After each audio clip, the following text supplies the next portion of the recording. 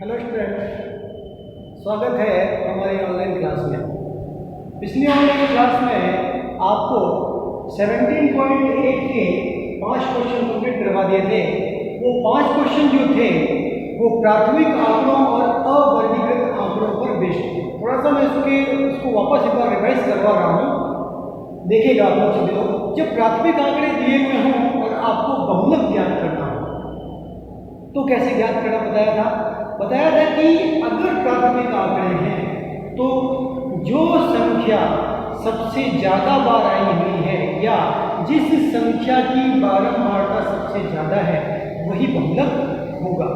इसी तरीके से अवर्गीकृत बारंबारता सारणी के लिए बताया गया था कि जिस चर की बारंबारता सबसे ज़्यादा है, चर मतलब x, दो टेबल है x की और f की, जिस चर की बारंबारता सबसे ज्यादा है वही x का मान बहुलक होगा। फिर तीसरा जो बताया था, वर्गीकृत बारंबारता सारणी अगर आपको दी हुई है तो बहुलक कैसे निकालते हैं, उस पर बेस्ड क्वेश्चन हमने नहीं किए थे। आज उस पर बेस्ड हम क्वेश्चन करेंगे। आप देखें यहाँ पर वर्गीकृत बारंबारता सारणी आपको दी हुई है, वर्ग मतलब डैश के फॉर्म में दिया हुआ है, इसका मतलब वर्ग दिया हुआ है। उसके लिए मैंने आपको फॉर्मूला बताया था कि बहुलक जब निकालते हैं तो सबसे पहले आपको ये देखना है कि वर्ग दिया होगा, f दिया होगा, एक्स्ट्रा टेबल की कोई रिक्वायरमेंट नहीं रहेगी। सारा जो खेल है वो f1 पर खेलना है और f1 जो होता है सबसे बड़ी बारंबारता होती है। फॉर्मूला बहुलक का इस तरीके से बनता है, बहुलक बराबर L plus f1 minus f0 upon 2f1 minus f0 minus f2 into h। f1 क्या बताया था, सबसे बड़ी बात, और f0 जो होता है f1 से जस्ट पहले वाली या जस्ट ऊपर वाली बारंबारता। इसी तरीके से f2 जो बताया था मैंने आपको, f1 के जस्ट बाद या जस्ट नीचे वाली बारंबारता। h का मतलब अंतराल होता है और l मतलब होता है निम्न सीमा। f1 के सामने वाले वर्ग मतलब f1 जो है उसके सामने जो वर्ग होगा वो बहुलक वर्ग होता है और उसकी जो निम्न सीमा होती है वो l, लोअर लिमिट के है। तो फॉर्मूला अगर याद होगा तो ही हम कुछ कर पाएंगे, तो फॉर्मूला हमें याद होना जरूरी है। आते हैं, अगर वर्गीकृत बारंबारता सारणी दी हुई है तो बहुलक कैसे निकालते हैं। देखिए, वर्गीकृत बारंबारता सारणी दी हुई है, ये आपके पास उच्च सीमा है, ये निम्न सीमा है। जो उच्च सीमा थी वो वापस यहाँ निम्न सीमा बन गई, फिर ये 30 उच्च सीमा है, ये निम्न सीमा। तो वर्ग दिया होगा, f दिया होगा, एक्स्ट्रा टेबल की कोई रिक्वायरमेंट नहीं है, आपको यहाँ पर बहुलक ज्ञात करना है।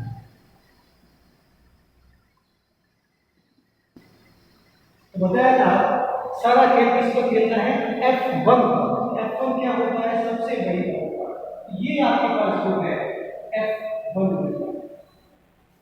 f1 के सामने वाला वर्ग ये बहुलक वर्ग है और इसकी जो निम्न सीमा है वो क्या बनेगी, f1 के जस्ट पहले f0 और f1 के जस्ट बाद f2। अगर आप देखें तो यहाँ पे काउंटिंग आप देख सकते हैं 0 1 2। तो सबसे पहले आप f1 निकाल लें, सबसे बड़ी बारंबारता, और आप काउंटिंग लिख सकते हैं। अगर टेबल ऐसे बनी हुई है, आप देखिए हॉरिजॉन्टली बनी हुई है, क्षैतिज रूप में बनी हुई है, अगर टेबल ऐसे बनी है तो ये तो f1 हो गया, यहाँ 0 लिखें, यहाँ 2 लिखें, यहाँ पे f लगा दें। तो यहाँ से आप काउंटिंग की अगर बात करते हैं तो इस तरीके से भी आप क्या कर सकते हैं। अगर वर्टिकली आपके पास टेबल बनी है, ऐसी बनी थी, तो सबसे बड़ी बारंबारता है f1 आपने निकाली। 1 के पहले क्या आता है 0 और 1 के बाद क्या आता है 2, आगे क्या लगा दें, f लगा दें। तो जो आपके पास बारंबारताएं हैं f0 f1 f2 आपको मिल जाएगी। कहने का मतलब है कि काउंटिंग हम लिखते हैं तो कंटिन्यूअसली लिखी जाती है। आते हैं तो इस तरीके से आपके पास f1 मिल गया, f0 मिल गया, f2 मिल गया, लिख लेते हैं। f1 कितना है 16, f0 कितना है 7, f2 कितना है 12, एल आपको मिल चुका है 20 और एच जो होता है अंतराल होता है, गैप होता है, गैप कितने का आ रहा है 5 का गैप आ रहा है, उच्च सीमा माइनस निम्न सीमा, 15 में से 10 को घटाएंगे तो कितना आ जाएगा 5। बहुलक, बहुलक का फॉर्मूला, बहुलक को हम z से डिनोट करते हैं, फॉर्मूला होता है l plus f1 minus f0 upon 2f1 minus f0 minus f2 into h। Values put करेंगे, वैल्यूज आपके पास l इज इक्वल टू 20 है, 20 है, रख दिया, प्लस का साइन है, ब्रैकेट लगा हुआ है, f1 कितना है 16, माइनस का साइन है, f0 कितना है 7 है, अपॉन का साइन है 2, यहाँ बीच में कोई साइन नहीं, मल्टीप्लाई का साइन है, f1 कितना है 16 माइनस f0 कितना है 7 माइनस f2 कितना है 1 इंटू h के पास 5। ये 20 है बेटे, प्लस का साइन भी है बेटे, 16 में से 7 को माइनस करेंगे तो आपके पास कितने आ जाएंगे 9, 16 32 होते हैं। आप देखें इक्वल साइन है, समान चिन्ह है, दोनों माइनस के हैं, दोनों जोड़ेंगे तो आपके पास कितने आ जाएंगे 19। साइन किसका आएगा, जो बड़ा नंबर है उसका साइन आ जाएगा इंटू 5 आपके पास है 20 प्लस 9 है बेटे, 32 में से जो आप 30 को घटाएंगे तो आपके पास कितने आ जाएंगे 13 इंटू 5 20 फिर एज इट इज पहले मल्टीप्लाई करना है इसका काम से, 9 पंजे आपके पास कितना होता है 45, एकदम। सबसे पहले मैंने बताया हुआ है भाग लगाना है आपको, और भाग 45 में आपको 13 का लगाना है। बहुलक जो है जब आप निकालेंगे तो 20 तो है बेटे, और 45 में जब आप 13 का भाग लगाएंगे तो आपके पास जो आंसर आएगा 3.46।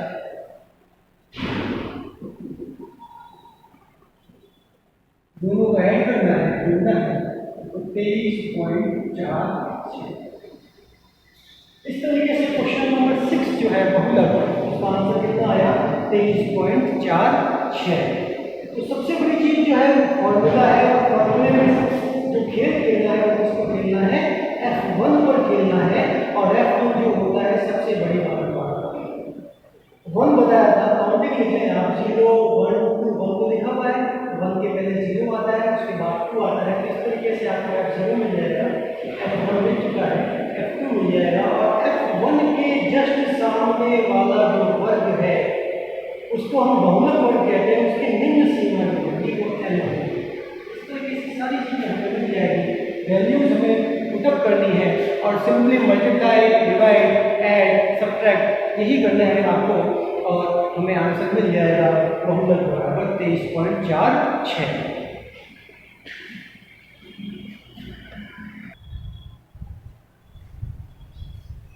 देखते हैं क्वेश्चन नंबर 7। प्राप्तक दे रखे हैं आप लोगों को, और छात्रों की संख्या दे रखी है वर्ग के रूप में है, और वर्ग के पास वाली केवल होती है बहुलक ज्ञात करना है। तो बहुलक ज्ञात करने के लिए सारा खेल किस पे खेलना था, f1 पर खेलना था, और f1 जो होती है सबसे बड़ी बारंबारता होती है। तो ये आपके पास 14 सबसे बड़ी बारंबारता हो गई है f1। 1 के पहले क्या आता है 0, और 1 के बाद क्या आता है 2, आगे f लगा दीजिए तो आपको f0 मिल गया, f1 मिल गया, f2 मिल गया। f1 के जस्ट सामने जो वर्ग है उसकी जो निम्न सीमा है वो l है। इस तरीके से सब कुछ मिल गया, l मिल गया आपको 20, f1 मिल गया 14, f0 मिल गया आपको 12, f2 मिल गया 10, और अंतराल गैप कितने का गैप आ रहा है इसमें 10 का। बहुलक का फॉर्मूला हमने यहाँ पर लगाया, बहुलक को z से डिनोट करते हैं, is equal to l plus f1 minus f0 upon 2f1 minus f0 minus f2 into h। l की वैल्यू जो है गिवन है आपके पास 20 प्लस f1 कितना है 14 minus F0 upon 2 into F1 14, बीच में कोई साइन नहीं है, मल्टीप्लाई का साइन आएगा माइनस F0 कितना निकाल चुके हैं 12 minus F2 10 into 20 as it is plus का साइन 14 में से 12 को माइनस करेंगे तो 2 आएगा, पहले मल्टीप्लाई करना है 14 दूनी 28 माइनस सेम साइन है, समान चिन्ह है, जोड़ेंगे तो आपके पास कितना आ गया 22। बड़ी संख्या कौन सी है 12 है, इसके आगे साइन किसका है माइनस इंटू h आप निकाल सकते हैं कितना है 10, तो ये है 20 फिर as it is 2 as it is 28 में से आपने 22 को घटाया तो 6 2 1 2 और 2 दिया 6। तो बहुलक जो है यहां से 20 प्लस 1/3 इंटू 10, पहले अंश का गुणा से करेंगे 10 1 इंटू 10 और 3 का गुणा 1 से करेंगे, पहले भाग लगाना है तो 10 में मैं 3 का भाग इजीली लगा सकता हूं 3.3 स्क्वायर करेंगे तो 23.33 जो बहुलक है, तो बहुलक बराबर 23.33। क्वेश्चन नंबर 7 का आंसर आपको मिल जाएगा।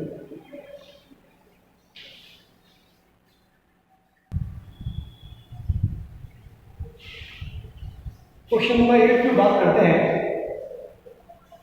रक्तांक आपको दे रहे हैं, छात्रों की संख्याएं दी गई है और आपको निकालना है बहुलक क्या है।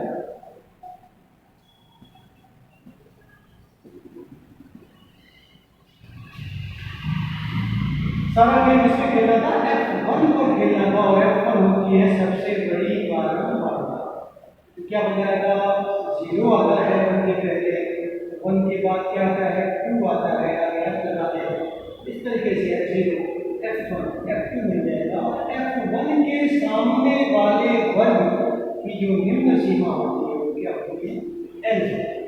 तो L मिल गया आपको 40, F1 जो है 42, F2 जो है 20 और F0 जो है 28 और H अंतराल जो गैप है वो 10 का गैप है।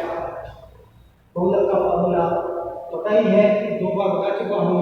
देखिए बहुलक बराबर है प्लस F1 माइनस F0 और 2F1 minus F0 minus F2 into H L 40 as it is आ गया प्लस ब्रैकेट लगा हुआ है F1 is equal to 42 minus F0 28 upon 2 into F1 42 है minus F0 28 minus F2 is equal to 20 into H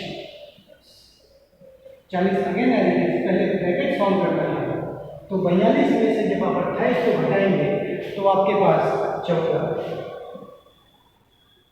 यहाँ से दोनों को मल्टीप्लाई करना है तो 42 को 84 होता है, इसको ऐड करना है, समान चिन्ह है इक्वल साइन तो ऐड करना है, ऐड करेंगे तो आपके पास 48 और बिगर नंबर कौन सा है, बड़ा साइन कौन सा है 28 का इंटू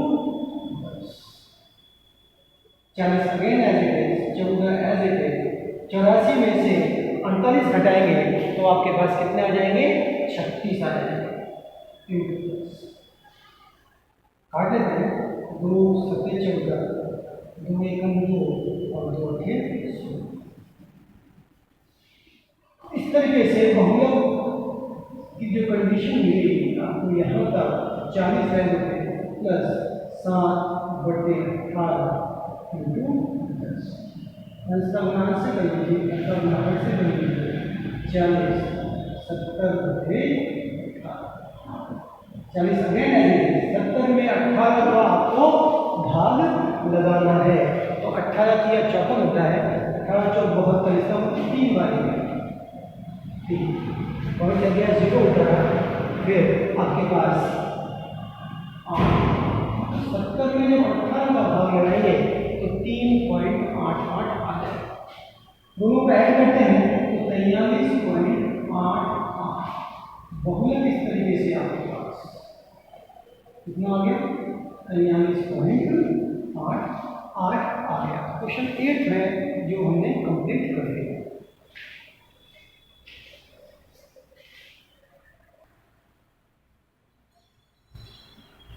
एक्सरसाइज 17.8 का लास्ट क्वेश्चन, क्वेश्चन नंबर 9 देखते हैं। ऊंचाई दी हुई है आपको, छात्रों की संख्या दी हुई है, बहुलक ज्ञात की है। तो बहुलक के लिए सबसे बड़ी जो बारंबारता होती है वो F1 कहलाती है, और सबसे पहले रिक्वायरमेंट F1 की ही है। F1 के पहले क्या आता है, 0 आता है, यहाँ पे और 1 के बाद क्या आता है, 2 आता है। F1 के जस्ट सामने वाले वर्ग की निम्न सीमा जो होती है वो M होती है। इस तरीके से आपको M जो है 58 मिल गया, F1 जो है 25 मिल गया, F0 20, F2 10, और जो अंतराल है गैप है 55 में से 52 को घटाऊंगा तो कितना आ जाएगा 3। बहुलक का फॉर्मूला है L plus F1 minus F0 upon 2F1 minus F0 minus F2 into H। तो वैल्यू इसका करते हैं, L 58 है plus bracket F1 25 minus F0 कितना है 20 अपॉन 2 इंटू F1 25 है माइनस F0 20 है माइनस F2 जो है वो 10 है इंटू H कितना है 58 है बेटे। 25 में से 20 को माइनस करेंगे 5, 25 दूनी 50 होते हैं। सेम साइन है, समान चिन्ह है, जुड़ेंगे 20 और 10 कितने हो गए 30, बराबर 20 है। साइन किसका आ जाएगा minus into 5 8 58 as it is, 5 की एज इट इज पहले माइनस करना है। 50 में से 30 को माइनस करेंगे तो कितना आ जाएगा 30 इंटू 3 और में 1। तो बहुलक के लिए आगे चलते हैं। तो बहुलक बराबर 58 एज इट इज प्लस का साइन, अंश का गुणा से करना है 5 इंटू 3 15 और बटे में आपके पास कितना है 20 से कम। 58 एज इट इज प्लस 15 में मुझे 20 का भाग लगाना है। तो चाहो तो काट सकते हो, 5 से काट लेते हैं या 5 से काट सकते हैं। 5 की 15 और 5 20, 3/4 58 एज इट इज। 3 में जब मैं 4 का भाग लगाऊंगा तो 0.75। तो बहुलक जो है आपके पास 58.75 आता है। बहुलक जब भी हम याद करते हैं तो आप ध्यान रखिएगा जो आंसर आएगा बहुलक का, जो भी आंसर आ रहा है, जो बहुलक वर्ग हमने लिया है उसके बीच में ही आना चाहिए। बहुलक वर्ग हमने कितना लिया है 58 से 61, तो आंसर जो आएगा वो 58 से 61 के बीच में ही आना चाहिए। कहने का मतलब निम्न सीमा आ सकती है पर उच्च सीमा नहीं आएगी। कैलकुलेशन हमारी बिल्कुल सही होनी चाहिए। ऐसा नहीं कि आपने आंसर निकाला है 59 जो इसके बीच में आ रहा है तो वो रॉन्ग है। क्यों? क्योंकि आपने कैलकुलेशन गलत की है। तो याद रखिएगा बहुलक का आंसर जो भी आएगा वो इसके बीच में ही आना चाहिए। तो आज की ऑनलाइन क्लास में हमने 17.8 जो है कंप्लीट कर ली। इन द सेंस चैप्टर जो 17 है, 17वां जो अध्याय है केंद्रीय प्रवृत्ति के माप सेंट्रल टेंडेंसी, उसको हमने कंप्लीट कर लिया है। इन क्वेश्चन जितने भी क्वेश्चन करवाए गए हैं सबको रिवाइज करिए, फिर मिलेंगे हम अपनी नेक्स्ट ऑनलाइन क्लास में। धन्यवाद।